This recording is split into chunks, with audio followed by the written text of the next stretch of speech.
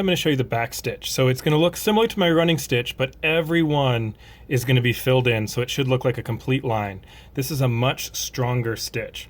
So I have my thread, or my needle threaded, just like before. I'm going to start from the bottom this time, just so I can show you kind of what this looks like.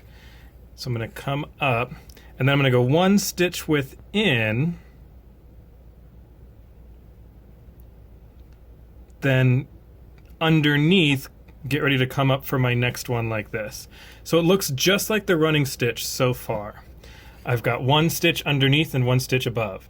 But instead of continuing to go forward, I'm going to go backward to where this one went down, and I'm going to poke my needle right there, and then underneath I'm going to go a stitch width past where my thread is coming up. So do you see that? It's going to go under, hook to the side of my fabric, there we go, and then pull up.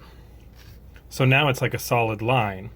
So now for my next stitch, I'm going to do the same thing. Go under, come up a stitch width past where that's coming up, and pull. Under, come up a stitch width past, and pull. Now this is a very strong stitch. It's one that I like to use a lot in costuming because it doesn't come out as easily. If I were sewing a costume though, I would be making my stitches much smaller than this. These are actually kind of way big for anything that you want to last, because the smaller your stitch is, the better that bond between your fabric is going to be. You'll notice when you do this that you run out of thread a lot faster because you're using twice as much thread. It's creating that solid line on both sides. But this is a really good way to attach two pieces of fabric together, because going back and forth, it's almost like each thread is a knot in there, keeping those fabric together. If I pull too tightly, like I did just there, it will start to gather, so you have to be careful. Okay, already I'm kind of at the end of my thread here.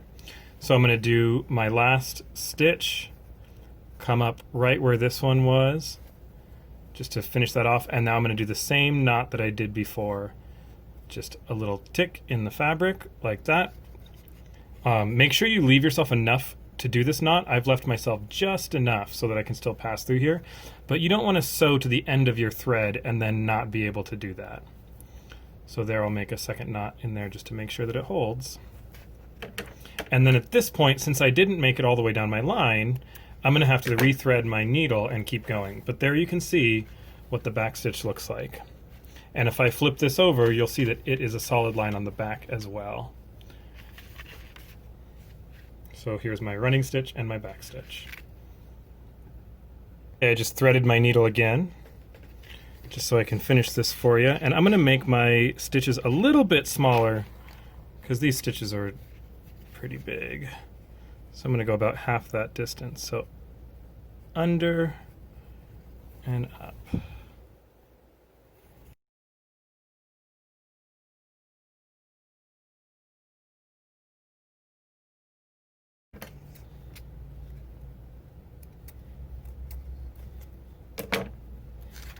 And there is my back stitch.